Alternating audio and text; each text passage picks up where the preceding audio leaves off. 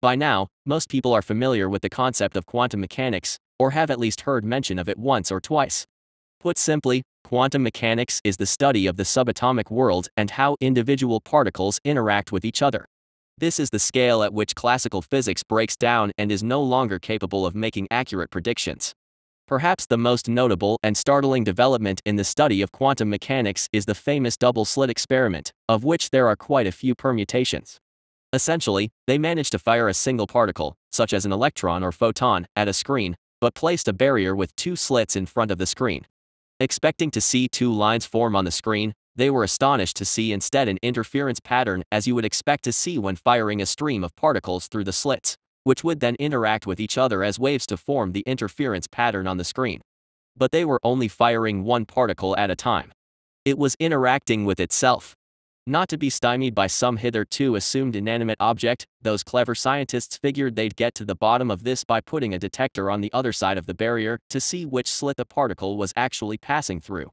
Only one problem: when they turned on the detector, the individual particles acted exactly as they should according to classical physics. Each particle went through only one slit and formed two straight lines on the screen. So as it turns out, when the particle is being observed, it acts normally. When it's not, it remains in superposition, or all possible states at once. I urge you to search out this topic and learn more about it. There are some fantastic visual representations of this phenomenon elsewhere on YouTube. So how can this be? Do particles exist, or not?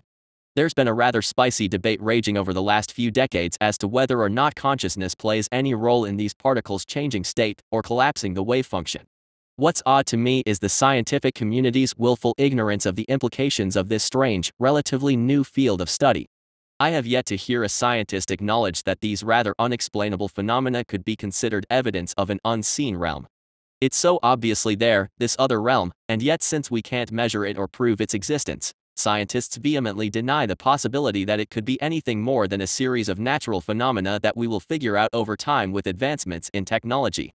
The only problem there is that the more we delve into this and the more advanced our instruments become, the more questions we open up. Imagine the progress we would make if scientists ever made this logistically minuscule, yet conceptually monumental shift in their thinking about the unexplainable features of quantum mechanics, and the obvious fact that there is some kind of interaction taking place between this 4D spacetime and the spiritual realm, as I like to think of it. What about delayed choice quantum eraser type experiments, where particles seem to reach backwards through time and affect each other? Or virtual particle pairs giving rise to Hawking radiation at the event horizon of a black hole? Or quantum entanglement? Could it be that these strange, seemingly impossible facets of quantum mechanics are in fact exactly the evidence of the spiritual realm that scientists claim they would entertain if it were available? Entangled particles interact with each other instantaneously regardless of distance. This violates causality, sending information faster than the speed of light, which, as every scientist will tell you, is an absolute no-no, yet it happens without our permission or approval. Could it be that these entangled particles sort of reach through this other dimension to interact with each other instantaneously, ignoring the physical limitations of this realm? Could it be that all matter originates from this other realm, which is why it seems not to exist until we observe or interact with it, causing it to materialize in our dimension? Could it be that this other realm is what is meant by the references to eternity in the Bible? That it's simply another dimension that exists outside the boundaries of the 4D spacetime we've all come to know and love? Seriously. I would like to hear from a mainstream scientist, in their best layman's terms, where this other quantum information is coming from going when the photon is interacting with itself in the double-slit experiment. Virtual particle pairs just sort of pop into and out of existence, according to their mathematical models. Where are they coming from / going? Where does the hole that a black hole punches in spacetime with its massive gravity lead to? Is it not obvious that we've discovered the spiritual realm, or at least some solid evidence for another realm that we can't observe directly, but whose existence we can infer from the peculiar way these subatomic particles behave? If we allow the possibility that it is some other realm or dimension that is responsible for the quantum phenomena we observe, why couldn't there be conscious beings there? Because they haven't come forward and communicated in our native languages with our scientific instruments, thus proving their existence? Would scientists even believe it if this did happen? Or if these beings manifested themselves physically? Of course not. They would attribute it to either a hoax or some natural phenomenon that requires further scientific study. How can we sit here and puzzle over things like dark matter and dark energy, not even certain if they're real or just misunderstood natural phenomena, while so confidently asserting that we know, without a doubt, that there is no such thing as a spiritual realm or afterlife. We don't even know what consciousness is. How can they be so sure there isn't a parallel dimension where other consciousness exists? Or that our consciousness is connected to? I'll tell you how. It's actually quite simple, really. The moment scientists even entertain the notion of the existence of a spiritual realm, suddenly the possibility of a more powerful entity they may have to answer to someday begins to loom on the horizon. They've already got this life all figured out. Imagine the absolute panic that would set in, realizing there is an omnipotent, omniscient, omnipresent God who has seen every twisted, dark thought and action they knew for certain nobody else would ever know about. Now I know a lot of folks will reflexively shout, God of the gaps. This is a God of the gaps argument for quantum phenomena. Possibly. But let me ask you this, do you believe in black holes even though we've never directly observed one? You might be tempted to say, we know black holes exist because there's literally no other way light could bend in the ways we've observed. Well, there's your black hole of the gaps argument for you. See, it's not some physical proof that's going to convince anyone of God's existence. If your heart is already hardened toward God, nothing you ever see with your eyes is going to convince you of his existence.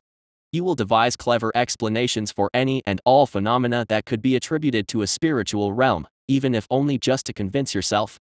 Only by humbling yourself will you finally discover God's presence. He will not come kick down the door to your life just to prove himself to little, old, indignant you.